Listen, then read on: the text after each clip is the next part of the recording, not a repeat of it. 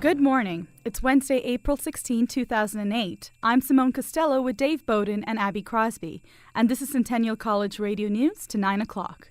In the weather, expect a high of 19 today with sunny skies and a low of 8 degrees. And here's what's making headlines. 4 from the group known as the Toronto 18 were released yesterday after charges were dropped. 2 Canadian teams were in action at the NHL playoffs last night. Dave will have the story in sports. Hot Docs is still waiting for festival participants to arrive. Abby will have details in entertainment. Now to our top stories. 4 men from the group known as the Toronto 18 walked free today after a court acknowledged they had no case to charge them. The men were accused between June and August of 2006. They were accused of allegedly plotting terrorist strikes against Toronto. The 4 will have the charges against them dropped for now. The Crown has 1 year to reactivate the case, which seems unlikely at this point. Some of the group's targets allegedly included the TTC, the TSX, and the CN Tower. 11 others are still awaiting trial, scheduled to take place sometime next year. Meanwhile, the city of Belleville, Ontario, continues to remain in a state of emergency.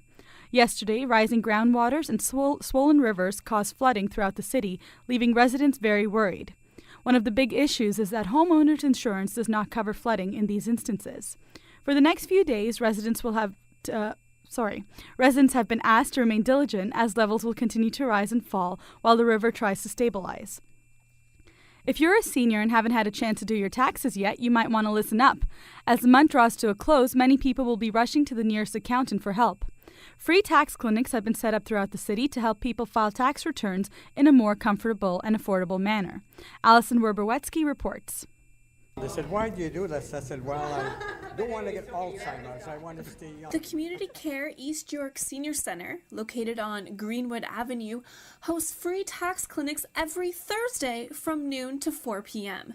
Seniors who feel anxious about the cost of doing their taxes can come in and take advantage of the center's free service. Lois Scott is the events coordinator at the Senior Centre. She has put the clinics together every year for over 17 years. Scott said anyone in need is welcome. A lot of people are very private about their income, so it might be that they don't necessarily wish their family to do their return for them. The clinics are entirely free for everyone who attends, but they do accept donations. Depends on what they have, and there are lots that give nothing, and that's fine too, because they maybe just cannot afford it. The returns are filed by volunteers, most of whom are retired chartered accountants. Bob Carr has been filing taxes for over 30 years. He has volunteered at the clinic for the last 11 years and offered this quick advice. First $15,000 of their income is not taxable. So if their income is under $15,000, don't bring the medical expenses. They don't do any good. They don't reduce your tax load because you're not paying tax. Alison Werberwetsky, Centennial College News. Meanwhile, across the globe, Mayor Miller is in China on a trade mission. The mayor landed in the country on Monday night and met with delegates to discuss relations between China and our city. Miller will now be in meetings for 3 days, after which he arrives back in Toronto. In other world news, Italian citizens are anticipating their future as well-known billionaire Silvio Berlusconi snatched back political power in Monday's elections. Though he's not expected to become the country's prime minister till May, the 71-year-old mogul eagerly anticipates his 3rd term in office. And that's the latest news. Now here's Dave with a look at sports. Dave? Thanks, Simone. Well, the Montreal Canadiens are now on the brink of advancing to the second round of the playoffs as rookie goaltender Carey Price led the Habs to a 1-0 shutout victory over the Boston Bruins last night. While both teams played hard in a physical matchup, it was the stellar play of Price that kept the Bruins from scoring. Price stopped all 27 shots he faced, and Patrice Brisebois scored the game's lone goal when he wired one through traffic in the second period and beat Bruins goalie Tim Thomas. With the win, the Habs take a commanding 3-1 lead in the series against Boston. They'll try to put the Bruins out for good when they return home to Montreal for Game 5 on Thursday. Meanwhile, the Calgary Flames weren't so lucky, as they lost to the San Jose Sharks 3-2 after a last-minute tip-in by Sharks forward Joe Thornton. Mika Kiprusoff got the start for Calgary, despite being chased out of the net by the Sharks in Game 3. He played solid this time, stopping 30 of the 32 shots he faced, but it wasn't enough to beat the Sharks. Joe Thornton tipped in a Doug Murray point shot with just 10 seconds left to win the game for the Sharks, tying the series at 2 games apiece. That series now goes back to San Jose on Thursday for Game 5. In other hockey action last night, the Flyers doubled up on the Capitals by a score of 6-3, Anaheim beat Dallas 4-2, and Colorado beat up on the Minnesota Wild, winning 5-1. The only other Canadian team left in the playoffs is the Ottawa Senators, who battle Sidney Crosby and the Penguins tonight as the Sens try to avoid a first-round sweep. That game can be seen tonight at 7 o'clock on CBC. In baseball, the Jays clobbered the Orioles last night as a solid outing from pitcher Sean Markham and an Aaron Hill home run led them to an 11-2 victory in Baltimore. Markham got off to a bit of a shaky start and gave up 2 solo home runs to the O's, but settled down later in the game. He allowed just 4 hits during 6.5 innings. Toronto's bats took care of the rest, dominating O's pitcher Steve Traxel in the third. Aaron Hill hit a 3-run homer in an inning that saw all 9 Jays step to the plate. The Jays closed their recent 5-game road trip with a 4-1 record. Jesse Litch gets the start tonight as they return home to start a 3-game series against Texas. In local sports, the U of T women's basketball team looked to their bench in a recent battle with the RMC Paladins at the Athletic Center. Matt McKay reports. Toronto on the ball for most of the night as the Varsity Blues crushed the RMC Paladins at the Athletic Center 67-25. The win puts the Blues on top of their division, 2 points ahead of their rivals from York. Blues head coach Michelle Belanger was clearly impressed with her players' performance. I think they're working very hard, and I'm pleased with a lot of the progress, and I hope that we can get to be more communicative out on the court, and that would be our biggest weakness right now, is that we don't talk to each other enough while we're playing. And if we can get that piece going, I think we're going to be in pretty good shape. Co-captain Christine Cho led the Blues offense with 18 points. She said the game proved just how deep their bench is. Our team is pretty deep, and that's this proves it, right? So, everyone contributed, and it was really good. But starting next weekend, the league-leading Blues schedule gets a whole lot tougher. 4 of their last 6 regular season games are against 2 teams right behind them in the standings, York and Laurentian.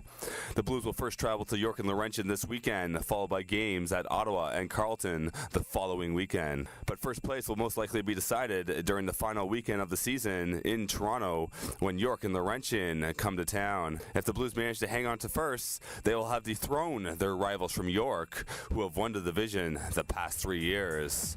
I'm Matt McKay, Centennial College Radio News. Well, there was a lot of talk about Tiger Woods this weekend as he failed to capture the Masters title. But yesterday, there was more bad news for the world's #1 player as he underwent arthroscopic surgery on his left knee. The surgery marks the 3rd time Woods has had his left knee repaired and 2nd in 5 years. This time, it will keep him out of action for 4 weeks, meaning he'll miss the Players' Championship. But he should be good to go in time for the U.S. Open this summer. And that's all from the world of sports. Stay tuned. Abby will have entertainment after a quick break. Good evening. You're probably expecting me to say that my name is Count Dracula and that I'm a vampire. Do you know what makes a vampire? Do you really? It is not the hair, bah! Greasy kid stuff.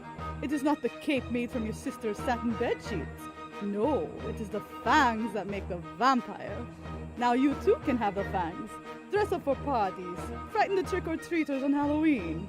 The plastic marbles fit over your regular teeth, but once they're there, you'll be the hit of the party. Amaze and delight your ghoul friends. It's so much fun, I know. So send for your fangs today. Send a $2.98 to Fangs, Box 1001, Central City, Tennessee. Or dial toll-free 800-DRACULA. Order before midnight tonight. Hi everyone. The 15th annual Hot Docs Film Festival kicks off tomorrow night in Toronto, but not everyone is here yet. Filmmakers from Iran are having a hard time getting to Canada. 12 Iranians haven't gotten their visas yet. They are scheduled to be in Toronto tomorrow night for the festival's Spotlight on Iran segment. Chris MacDonald, the festival's executive director, says there are issues with the Canadian and the Iranian governments. Organizers from Hot Docs are working on the issue but don't know if it will be resolved in time. In other Toronto entertainment news, Irina Bertan was at the Cultural Mosaic Talent Show, and she has this report. MC Andrei Vachist appears on stage with his upper body trapped in a green-colored box. The audience has to help him get out of the box by yelling "kaboom" as loud as possible. After 3 intense roars from the spectators, 22-year-old Vashist destroys the box. Outside of the box means stop restricting yourself. I mean, there's a lot of things in life that we let hold us back, and it's not about focusing on what can hold us back, but focusing on what we can accomplish, what we're able of doing, you know? Outside the box is the new concept of the 18th annual Cultural Mosaic Talent Show. Last month's mid-sized event featured University of Toronto at Scarborough student performers. 19-year-old Natalie Venelainen, the Mosaic's coordinator, says the show is a celebration of cultural diversity. Well, the SCSU mission statement has a lot to do about, cultural diversity on campus because we are extremely diverse. And especially to have a show like this, it elevates school spirit. The audience clapped furiously for various vocal pieces, a couple of traditional South Asian dances, and even a comedy routine. Irina Bertan, Centennial College Radio News. Bill Cosby is moving from the comedy world to the rap world. The 70-year-old comedian is releasing a hip-hop album. It's called Cosby Narratives Volume 1 State of Emergency. He doesn't actually rap on the album, though. He produced the disc and got his MC friends to do the rhymes. Supernova Slom and Jace the Great both laid down tracks. Cosby has always been critical of hip-hop's message. He wants the album to be a more positive alternative. It'll be in stores next month. That's all for entertainment, and here's Simone. Thanks, Abby. That's all the news for now. You can hear more news coming up in about 15 minutes on the internet at ondemand.centennialcollege.ca. On behalf of all of us here at Centennial College Radio News, I'm Simone Castello saying thanks for listening and have a great day.